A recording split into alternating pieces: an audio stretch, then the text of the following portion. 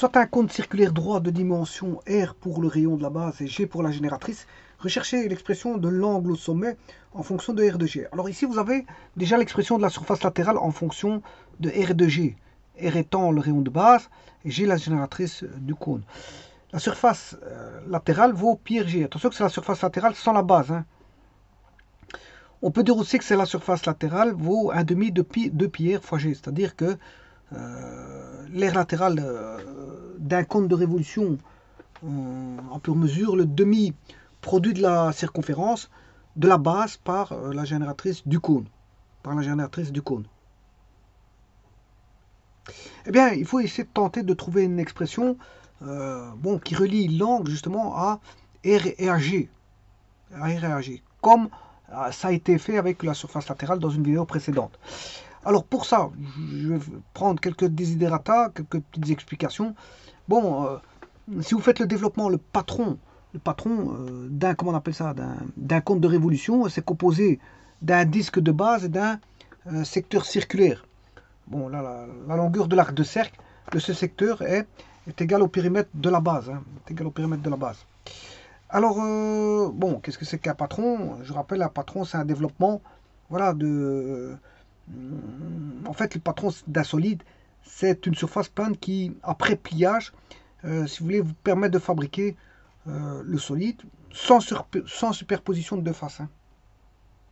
Alors, on peut avoir plusieurs patrons, hein, prisme droit, pyramide, patron de pyramide, patron de cylindre de révolution, patron de cône. Et justement, ici, c'est le patron d'un cône, c'est-à-dire le développement du cône. Développement là. Ici, je n'ai fait que le développement latéral parce que j'ai calculé la surface latérale. Alors, à droite, vous avez le patron d'un cylindre qui est composé d'un rectangle et de deux cercles. Alors, je rappelle qu'on peut découper à partir d'un cylindre pour fabriquer un cône. Bon, ça se fait généralement avec des tours, des raboteuses, etc. Des raboteuses, voilà, avec des tours numérique ou peu importe si c'est numérique ou pas. Soit vous introduisez un dessin, il va tout faire pour vous, après pré-réglage de la machine, bien sûr. Ou alors vous faites par programmation, vous pouvez programmer, je veux dire, tous les détails des cotations, haut, bas, etc. En numérique. Voilà, on peut le faire en programmation. Alors, la programmation est intéressante pour la grande série. Et s'il faut modifier un tout petit peu, on modifie un petit peu le code juste là à l'endroit où il faut. Et voilà, on peut lancer en grande série. Maintenant, s'il n'y a qu'une pièce à faire, vous pouvez rentrer le plan. S'il faut modifier le plan, vous redessinez le plan, n'est pas trop important. Voilà, on va dire ça comme ça. Donc, on peut fabriquer facilement un cône à partir d'un cylindre par des tours. Des tours, bon, ça dépend parce que il y a aussi les imprimantes qui peuvent faire ça. Les imprimantes, si on travaille du plastique. Voilà, maintenant, il existe des tours pour le faire, les tours à bois. Il y a toutes sortes de tours, hein, tours pour les différentes matières. Un tour n'est pas l'autre. Chacun des tours traite la matière qui lui est, je veux dire, appropriée.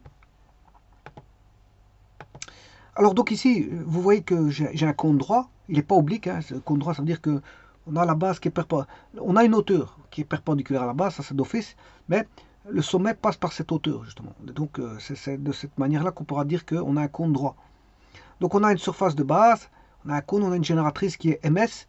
OM c'est le rayon de base, MS égale G, voilà, et OM égale R. Alors on a le développement latéral qui donne un secteur circulaire. Alors il existe différents types de secteurs, secteur elliptique, secteur parabolique, secteur circulaire, etc. Ici c'est un secteur circulaire parce que ça provient, voilà, d'un cercle de base. Alors vous pouvez remarquer que de M à M', si j'ouvre, voilà, pour en faire le développement, mais qu'est-ce qu'on a? On a deux pierres en arc. Voilà. Et G étant la génératrice, c'est SMS. Alors un secteur circulaire, bon, est donné par la surface, c'est pi d carré sur 4 fois une proportion d'angle. La proportion d'angle, c'est alpha sur 360. C'est alpha par rapport à 360 degrés. Donc, si vous voulez, un secteur circulaire, c'est pi d carré sur 4 fois alpha sur 2pi. Alpha sur 2pi. Bon, il y en a un qui est donné en radian et l'autre en degrés. Hein. Voilà, vous voyez qu'il y en a un qui c'est 360 degrés, 100 degrés, l'autre il est donné en radian. Voilà. AB c'est quoi? C'est le diamètre, c'est-à-dire 2 fois le rayon, et OA, c'est le rayon, qui vaut au B. Voilà. Et là, on a affaire à la surface d'un secteur circulaire, c'est tout simplement, tout bonnement, une surface fois une proportionnalité, voilà, qui est donnée. Une proportionnalité d'arc par rapport au cercle complet. Alors là, vous avez l'air d'une couronne. Bon, c'est pour information, hein. Bon, voilà, comme je traite les cercles, bon, j'en profite pour mettre une couronne circulaire, c'est pi d carré sur 4 moins pi d carré sur 4. Alors l'un c'est grand diamètre et l'autre c'est petit diamètre. Et là vous avez la surface du secteur circulaire. Alors ici, pour trouver la surface latérale, je fais la surface du cercle qui vaut pi g carré, de tout le cercle, de la circonférence C, il vaut pi g carré. Voilà, et donc là on retrouve la surface du cercle fois une proportionnalité pour avoir la surface du secteur circulaire. Alors, pi g carré, c'est alpha sur 2 pi g. 2 pi g, voilà, en arc. Là, on l'a mis en arc. C'est toute la circonférence du cercle. Voilà. Alors, on aura quoi ici? Alpha, c'est 2 pi r. 2 pi fois grand R. Et l'autre, c'est 2 pi g. Et justement, c'est ça que j'ai besoin. C'est ça qui m'intéresse. C'est la proportionnalité. Bien sûr, pour avoir une surface, vous multipliez la proportionnalité fois la surface requise. Ici, la surface, c'est toute la surface fois une proportionnalité qui n'arrête pas de cesser de se répéter. C'est alpha sur 360, alpha sur 2 pi g et 2 pi r sur 2 pi g.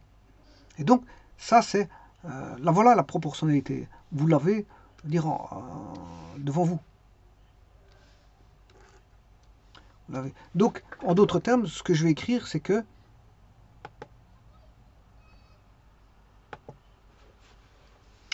alpha, si je le mets en degrés, alpha sur 360 degrés est égal à 2 pi r sur 2 pi g.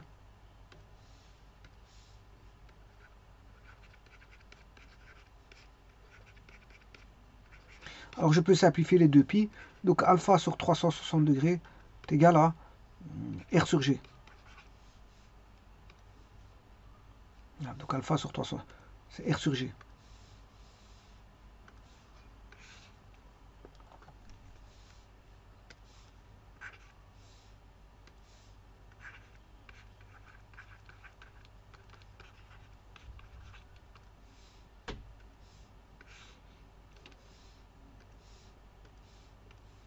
Par exemple, si je prends un cône,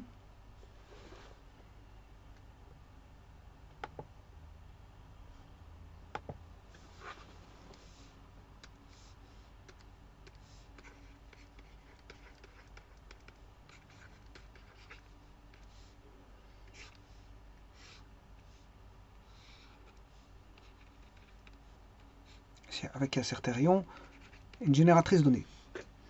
Supposons que le périmètre du cercle de base donné avec un rayon de 1. Donc, vous aurez compris qu'on aura 2 pi fois 1. 2 pi fois 1. Voilà, ça c'est 2 pi r. Si maintenant, la génératrice, elle fait 3 cm, par exemple, et que le rayon il fait 1 cm ici, on aura 2 pi fois 3. Donc vous voyez que les 2 pi vaut 1 tiers. Enfin, le rapport R sur G vaut 1 tiers. Le rapport R sur G vaut 1 tiers. Et donc on aura alpha sur 360 degrés égale 1 tiers. Ce qui veut dire que alpha vaudra 1 tiers de 360 degrés, mais le alpha vaudra 120 degrés, tout simplement.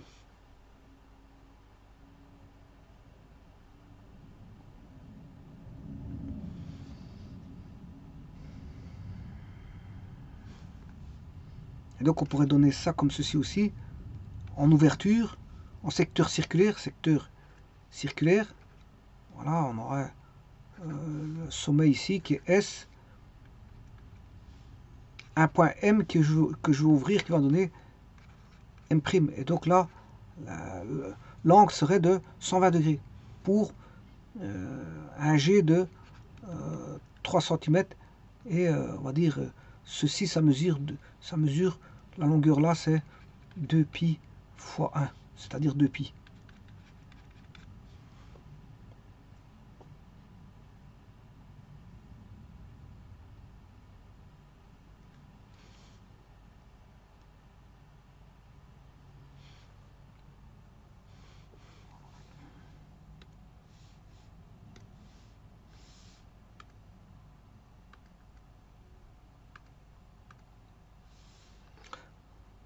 Alors, le 2πg, vous voyez, c'est quoi, hein? C'est tout le cercle C. 2πg, c'est tout ce cercle-là.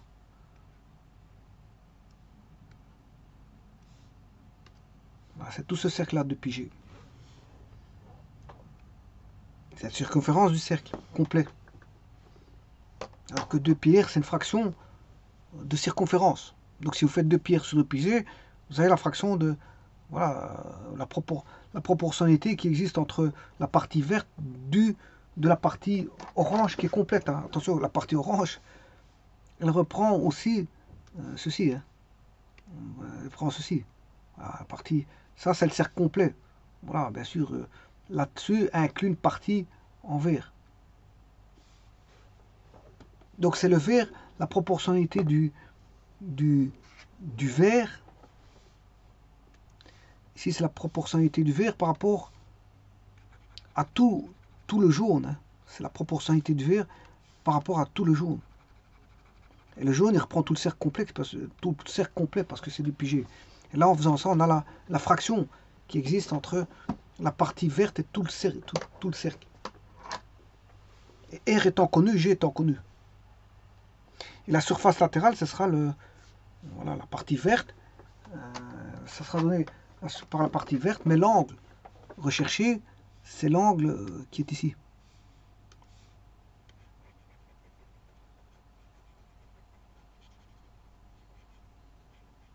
Alpha.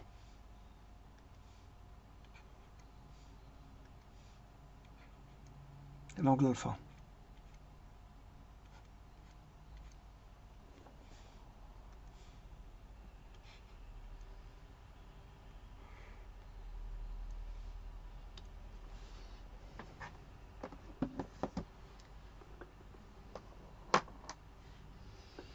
Je vous remercie.